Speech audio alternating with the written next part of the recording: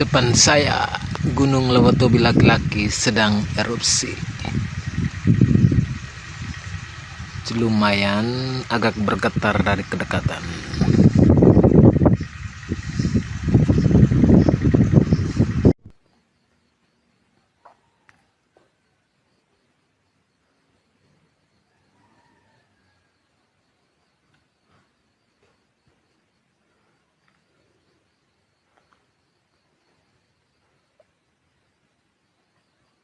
Depan saya, Gunung Lewatobi laki-laki sedang erupsi. Lumayan agak bergetar dari kedekatan.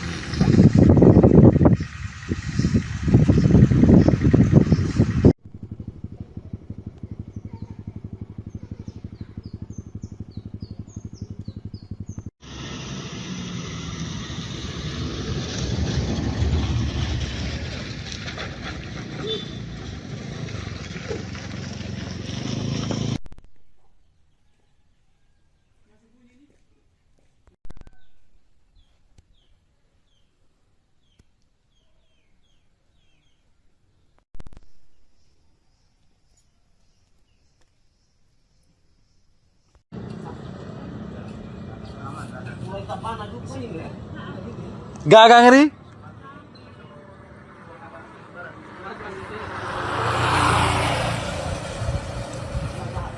Terlihat indah namun sangat meresahkan.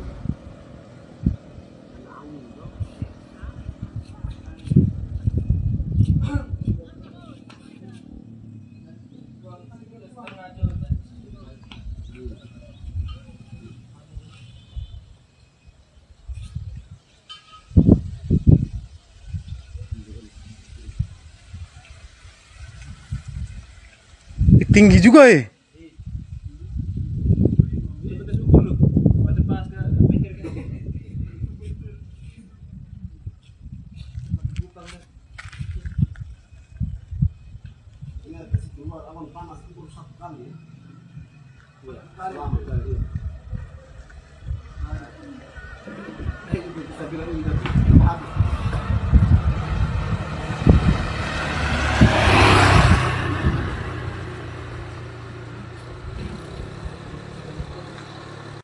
Pemirsa, viral di media sosial lokasi Koperasi Desa Merah Putih yang jauh dari pemukiman warga. Menteri Koperasi Ferry Juliantono angkat suara dan menurutnya jumlah Kopdes yang terpencil sangat kecil. Banyak beredar di media sosial lokasi Koperasi Desa Merah Putih tak ideal atau jauh dari pemukiman warga. Menteri Koperasi Ferry Juliantono mengatakan lokasi pembangunan Kopdes tersebut tidak asal pilih, melainkan sudah melalui kesepakatan dengan masyarakat setempat. Ferry juga menjamin dari 30.000 Kopdes Merah Putih di seluruh Indonesia, hanya 10 Kopdes saja yang lokasinya dinilai tidak ideal. Selain itu, Kementerian Koperasi memastikan 23.000 Kopdes kini tengah dalam pembangunan akan rampung Agustus mendatang. Ini jumlahnya saya sudah hitung. Coba bisa disebutin nggak? Kurang dari 10 dari yang sering kita baca di sosial media.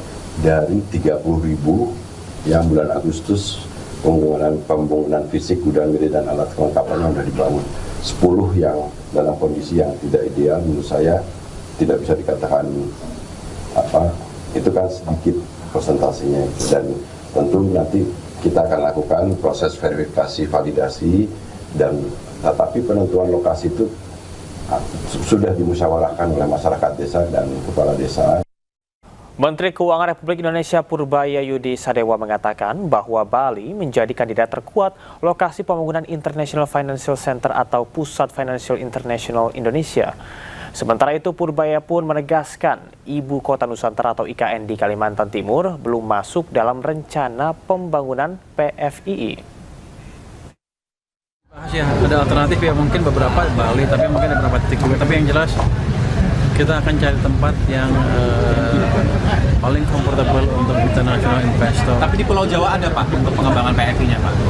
Sampai sekarang saya belum tahu. Salah satunya di Nusantara Pak, itu kan sempat ada wacana juga di IKN Pak. Mungkin enggak terlalu sepi. Menteri Koordinator Bidang Infrastruktur dan Pembangunan Kewilayahan Agus Harimurti Yudhoyono meninjau langsung progres pembangunan Sekolah Rakyat Terintegrasi 2 di Kota Medan. Kawasan pendidikan dirancang mengintegrasikan jenjang SD, SMP hingga SMA dalam satu kompleks dengan kapasitas sekitar 1.080 siswa.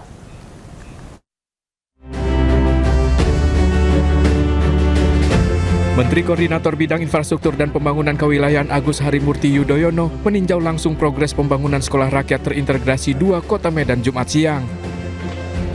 Dalam kunjungannya, Agus Harimurti menegaskan program Sekolah Rakyat merupakan salah satu prioritas Presiden Prabowo Subianto untuk memperluas akses pendidikan berkualitas sekaligus strategi memutus rantai kemiskinan antar generasi. AHY menambahkan pendidikan merupakan instrumen paling efektif untuk meningkatkan kesejahteraan masyarakat. Karena itu negara harus hadir memberikan kesempatan yang sama bagi seluruh anak Indonesia, khususnya yang berasal dari keluarga kurang mampu. Dalam kesempatan tersebut, AHY juga menyampaikan apresiasi kepada pemerintah Kota Medan, Kementerian Sosial, Kementerian Pekerjaan Umum, serta seluruh pihak yang terlibat sejak tahap perencanaan hingga pembangunan fisik sekolah. Salah satu upaya serius pemerintah, dan ini adalah program prioritas Bapak Presiden Prabowo Subianto yang menugaskan Kementerian Sosial dan tentu dibantu secara teknis pembangunannya oleh Kementerian Pekerjaan Umum, di mana saya juga salah satu yang mengkoordinasikan fungsi-fungsi pembangunan infrastruktur di berbagai wilayah. Kita ingin melakukan intersepsi terhadap upaya memutus rantai kemiskinan melalui pendidikan. Pendidikan yang terjangkau, pendidikan yang berkualitas dan bahkan di sini gratis. Sekolah Rakyat Terintegrasi 2 berdiri di atas lahan seluas sekitar 6 hektar milik pemerintah Kota Medan. Kawasan pendidikan dirancang mengintegrasikan jenjang SD, SMP hingga SMA dalam satu kompleks dengan kapasitas sekitar 1.080 siswa. Imigrasi Bogor meluncurkan program Medisa yang melayani pembuatan paspor di hari Sabtu. Layanan tersebut bertujuan untuk memudahkan para pekerja yang tak dapat mengurus paspor di hari kerja.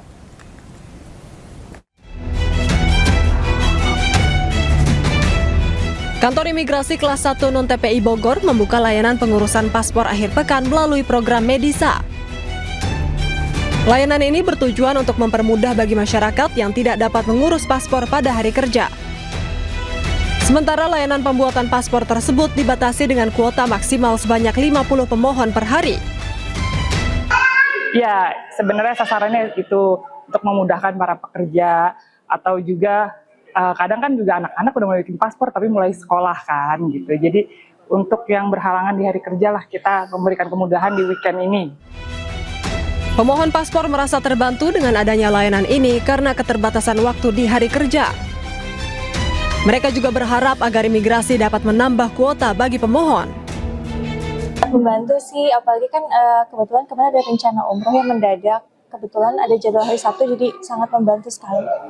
Jadi nggak usah motong cuti juga ya. Untuk mendapatkan layanan ini, pemohon harus mendaftar melalui aplikasi M-Paspor terlebih dahulu dan membawa dokumen persyaratan.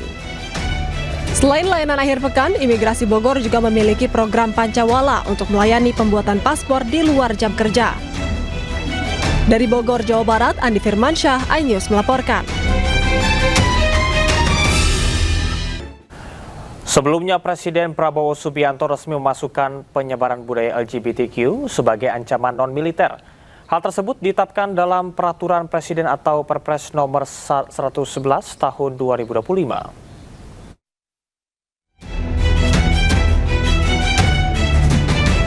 Pemerintahan Presiden Prabowo Subianto telah menetapkan penyebaran budaya LGBTQ sebagai salah satu ancaman non-militer terhadap kedaulatan dan keselamatan bangsa.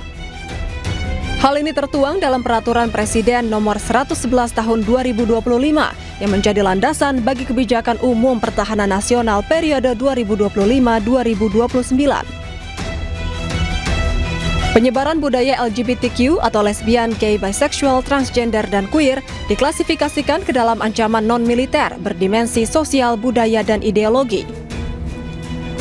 Pada bagian ancaman non-militer, penyebaran budaya LGBTQ masuk dalam satu klasifikasi bersama radikalisme, terorisme, judi daring, pinjaman online ilegal, hingga penyalahgunaan narkoba. Peraturan Presiden tersebut telah resmi ditetapkan pada 25 Oktober 2025 lalu. Kebijakan ini menegaskan bahwa pertahanan negara tidak hanya menghadapi ancaman bersenjata, tetapi juga ancaman terhadap ideologi nilai dan ketahanan sosial bangsa. DPR RI menampung aspirasi Majelis Ulama Indonesia untuk membentuk rancangan undang-undang pidana tentang lesbian, gay, biseksual, dan transgender atau LGBT. Sementara itu, wacana pemberantasan LGBT menuai beragam tanggapan dari masyarakat.